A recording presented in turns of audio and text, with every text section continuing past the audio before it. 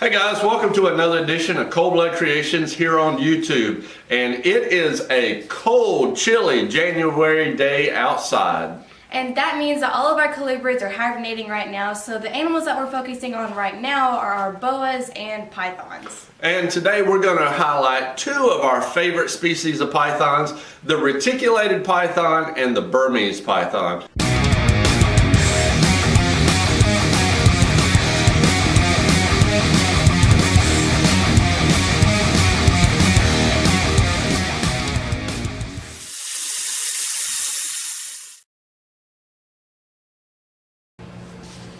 Hey guys, the first thing we're going to cover is the Burmese Python. Now, this absolutely happens to be one of my favorite species of giant snakes. In fact, the Burmese Python is in the top 5 largest species of snakes in the world. These guys can get upwards towards 20 feet in length and weigh well over 100 pounds. They are truly a giant snake species. Now, these guys are native to southeastern Asia, and up until recently they were known as Python malaris bivitatus. Now, they have recently been recognized. They have gotten full species status. They are now recognized as Python bivitatus.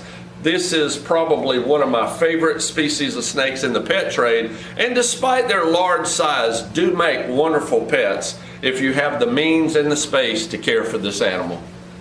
This next specimen is a reticulated python. The reticulated pythons are known as Python reticulatus. This is the world's longest snake species. These guys are incredibly long, and in captivity they regularly grow to lengths of over 20 feet and well over 100 pounds. This is a giant snake species, and though we do believe they make good pets, they're not for a beginner. These are a little bit more for experienced keepers who have the room and the ability to care for such a large animal. These guys come from southeastern Asia and are a beautiful, beautiful specimen of python. A lot more active than the Burmese python, as you can tell how much it moves around in my hands. Reticulated pythons, among my favorite of the giant snake species.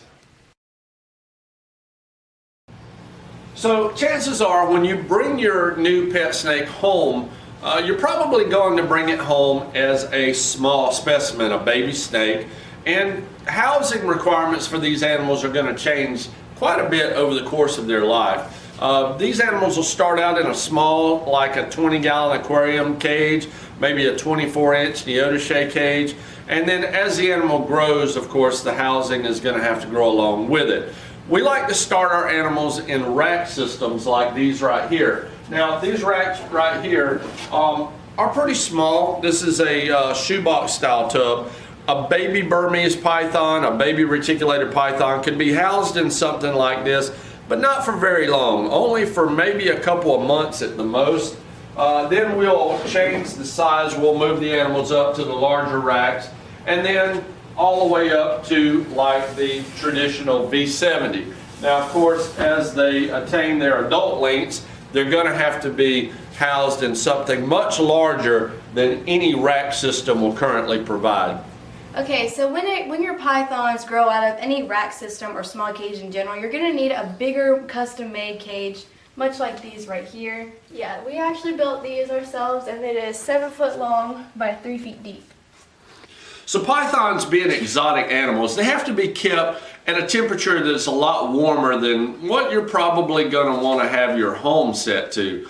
And the way we do that is by providing a source of artificial heat. Now, these particular cages right here, we warm with light bulbs, incandescent bulbs.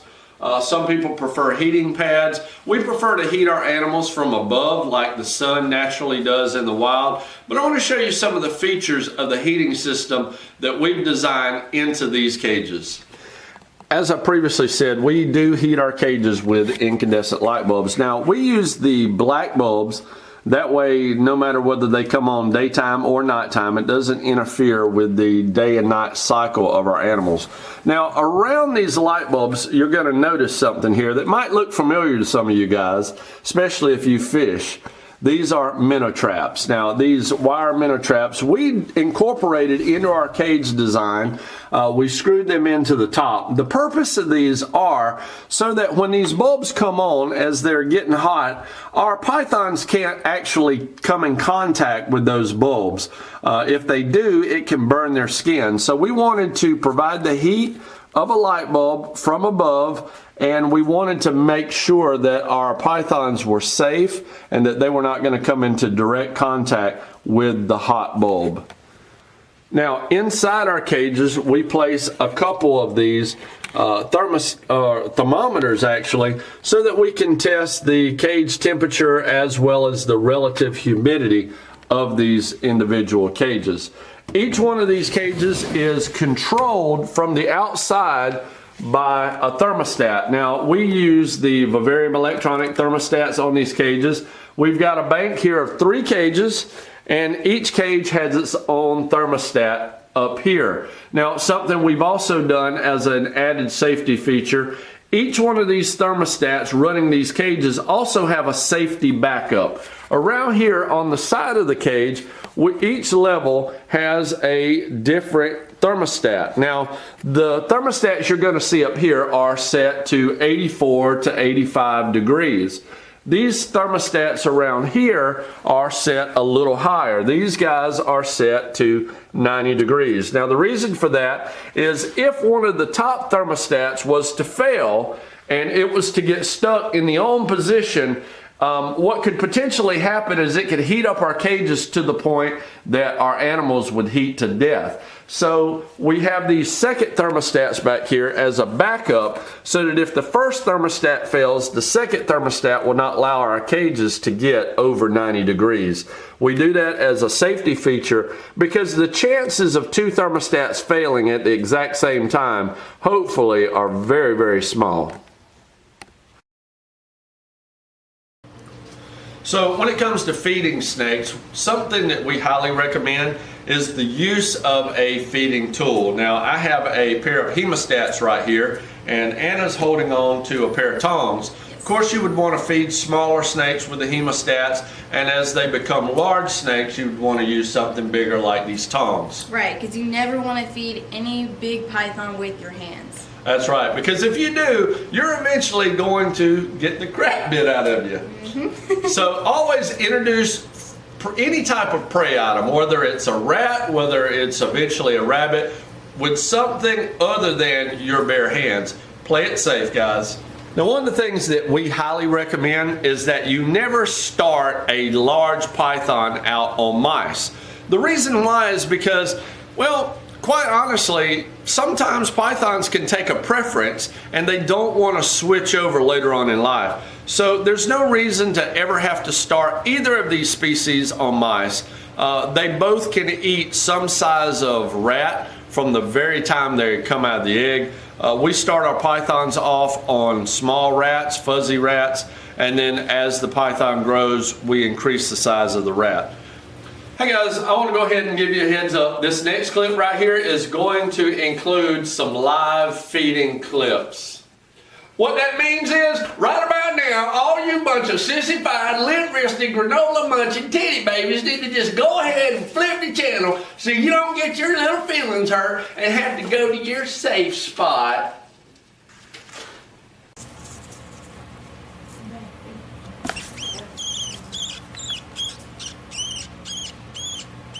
So as you can see here, our python is finishing up. It's almost about through with its meal. Now, just a word of caution here, guys.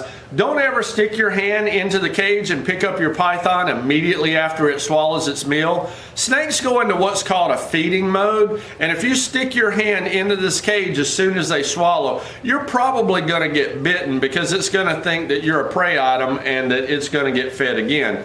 If for some reason you have to move your snake immediately after it swallows its prey, you might want to consider using a snake hook to do so safely.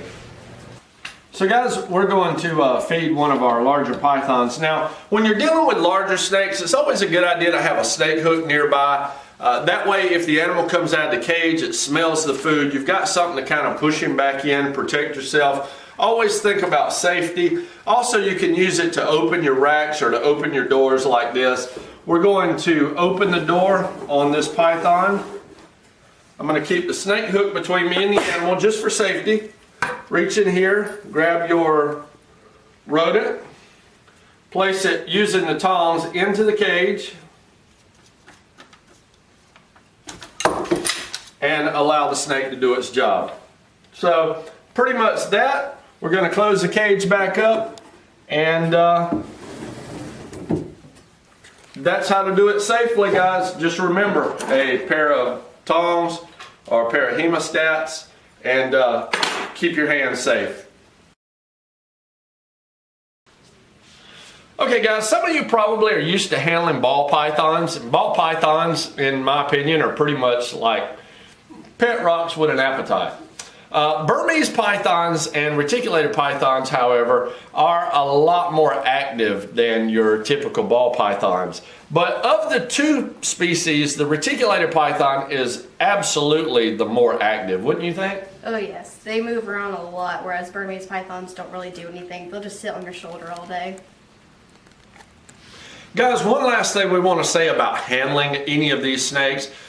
Always be mindful of the entire reptile community. Please don't take your giant snakes out into public where people who are afraid of snakes are going to be frightened. The reason why we have so many laws and legislations and proposals banning large snakes is because oftentimes ignorant people carry their animals into public where they try purposely to intimidate people or to impress people that they're holding these large snakes.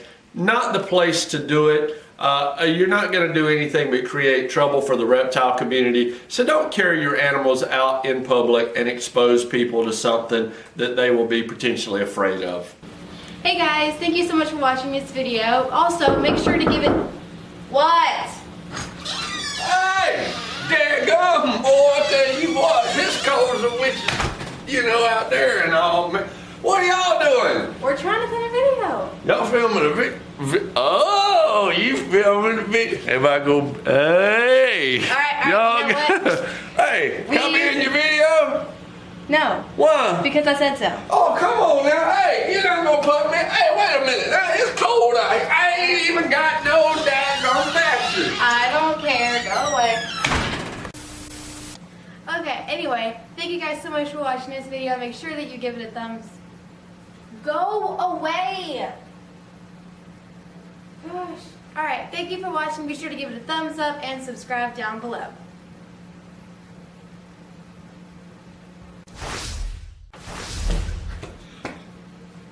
Take that, Missy.